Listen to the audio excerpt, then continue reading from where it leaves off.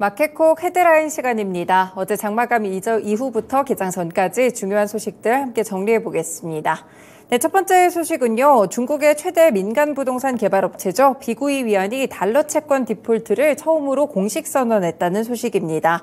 이에 따라서 비구이 위안이 원리금을 상환하지 못한 채권의 잔존 원금의 최소 25% 이상을 보유하고 있는 채권자들이 상환을 요구할 경우 수탁사는 채권자들에 대해 원리금 지급을 비구이 위안에 요구해야 하는데요. 하지만 채권자들은 아직까지는 이 요구를 하지 않았다고 합니다. 앞서서 비구이 위안은 지난달 17일 만기가 돌아왔던 달러 채권이자 1,540만 달러를 상환하지 못했는데요. 30일에 유예기간이 만료되는 이달 19일에도 이자 상환에 실패하면서 끝내 디폴트로 이어지는 모습이었습니다.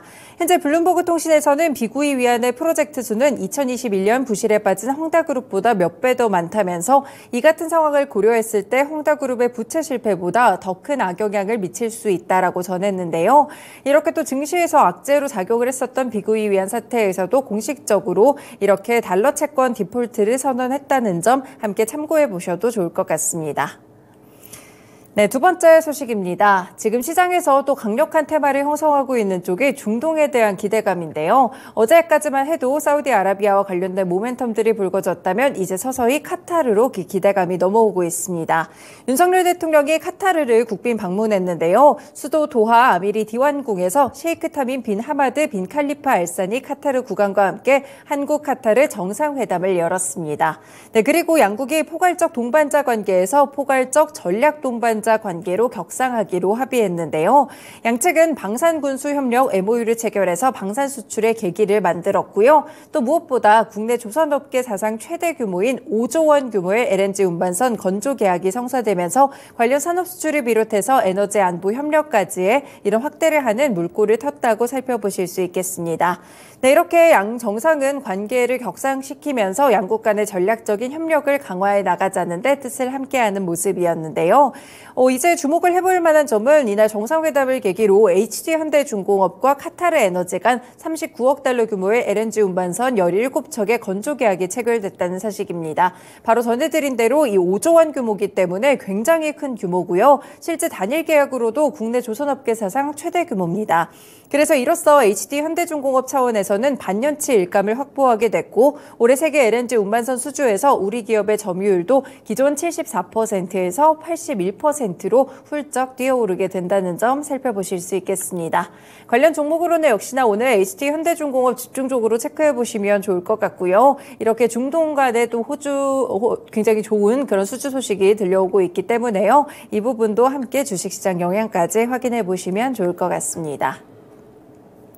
네, 그리고 국내 시장도 지금 실적이 하나둘씩 발표되고 있는데 대형주들 실적 몇 개 체크해 드릴게요. 네, 먼저 삼성바이오로직스입니다. 3분기 연결 기준으로 매출액이 1조 원을 돌파했다고 공시했는데요. 분기 매출액이 1조 원을 넘어선 것은 이번이 처음이라고 살펴보실 수 있겠습니다. 매출액이 1조 340억 원이었고요. 영업이익은 3,185억 원을 기록했는데요. 4공장의 공장 가동률이 올라가게 되면서 매출액의 경우 전년 동기 대비 18% 증가했고 역대 최대 분기 실적을 달성했습니다. 이렇게 매출 성장만 이어간 것이 아니라 영업이익률도 40%대로 굉장히 높았다고 하는데요. 이 3분기 별도 기준 영업이익률이 43.2%였습니다. 이 삼성바이오로직스는 빅파마와의 견고한 파트너십을 기반으로 대규모 그리고 장기 계약 성과를 통해 우수하게 수익성을 유지 중인 것으로 파악되고 있고요. 특히나 세계 최대 규모의 초대형 바이오 의약품 생산 시설인 4공장이 올해 하반기 삼성바이오로직스의 초고성장을 이끌고 있습니다. 그리고 이제 앞으로는 5공장을 필두로 제2바이오 캠퍼스 구축을 본격화하고 시장의 성장과 고객사의 수요에 신속하게 대응하며 성장 모멘텀을 이어가겠다고 전략을 구상하고 있는데요.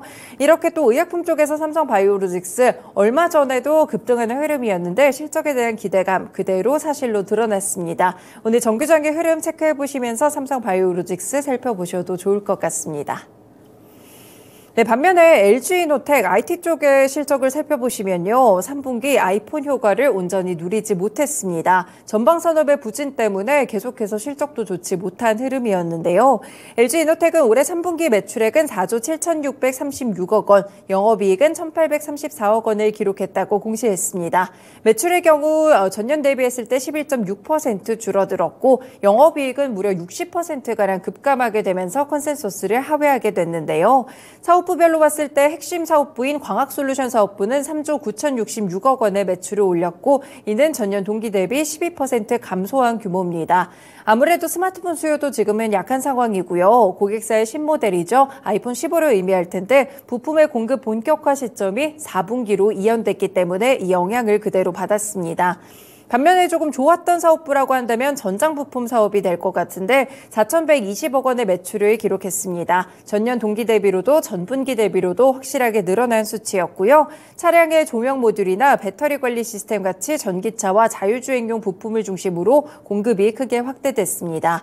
그래서 3분기에는 일단 경기 침체라든지 고물가 여파로 전방 IT 수요가 약세를 보여서 매출이 좋지 않았다면 4분기에는 아이폰 15의 부품 공급이 집중되면서 실적이 호전될 수 있을 것이라고 기대했고요. 미래 먹거리로도 여전히 전장을 삼고 있다는 점 체크해 보실 수 있겠습니다. 관련 종목으로는 역시나 LG이노텍 한 종목 함께 체크해 드릴 수 있겠습니다. 네, 다음 소식입니다. 럼피스킨병 지금 무섭게 좀 번지고 있는 상황인데요. 처음에 발생한 이후 닷새 만에 인천과 강원을 포함해 전국 12개 시군 34개 농장으로 번지면서 확산 우려가 점차 커지고 있는 상황입니다. 현재 확진을 받은 농장이 모두 34곳이라고 하고요. 충남 서산시에서 첫 확진 사례가 나왔었는데 경기, 충북, 인천, 강원, 전북 지역 이렇게 전국적으로 좀 확대되는 양상입니다. 확진된 농장에서 소 한 1,000마리 정도가 살처분이 됐다고 하고요. 이 중수본은 백신을 지금 적극적으로 접종을 시키고 있는데 항체 형성 기간인 3주가 지난 다음 달 말쯤에는 럼피스킨병 발생이 잠잠해질 것으로 예상하고 있습니다. 일단 다음 달 초까지 모든 소에 백신을 접종하겠다는 계획을 세우고 있고요.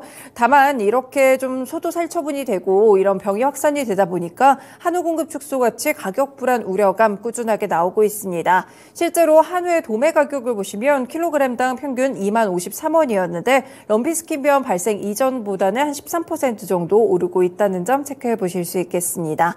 네, 여전히 시장에서는 이런 테마적인 종목의 역할을 하는 탓인지 육계 관련 종목들이 어제 시간외에서 상당히 좋았는데요. 마니커나 마니커 FNG, 하림, 하림지조 같은 종목들 함께 확인해 두실 수 있겠습니다.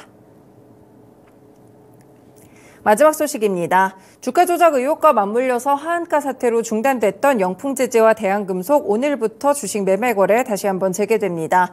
일단 영풍재재가 올해 주당 48,400원으로 17일에 거래를 마쳤는데요. 올해 초에 5,829원이었던 주가가 굉장히 급등을 했기 때문에 주가 상승률이 730%에 달했습니다. 그런데 지난 18일부터 오전에 갑자기 하한가를 기록했고 거래소는 대한금속 그리고 이제 영풍재재 두 종목에 대해서 매매 거래를 정지시켰는데요. 일단 주가 조작 혐의를 받고 있는 관련자 4명은 지난 20일에 구속이 됐고요. 키움증권의 경우에도 미수금 사태로 큰 폭으로 급락하는 그런 모습들도 있었습니다. 일단 오늘 영풍재재와 대한금속 다시 한번 매매 거래 재개가 된다는 점 체크해 보시면서 그리고 이 키움증권 역시나 주주가치 제고를 위해 자사주 매입과 소각에 나선다는 점 체크해 보실 수 있겠습니다. 일단 미래에셋증권과 700억 원 규모의 자기 주식 취득 신특 계약을 체결했다는 공시가 있었으니까요. 키움증권 포함해서 오늘 대한금속과 영풍재재 다시 한번 거래가 풀린 이후에 어떤 흐름을 보일지 살펴두실 필요가 있겠습니다. 네, 이렇게 개장 전에 중요한 소식들 6가지 함께 정리해드렸습니다. 마켓콕 헤드라인이었습니다.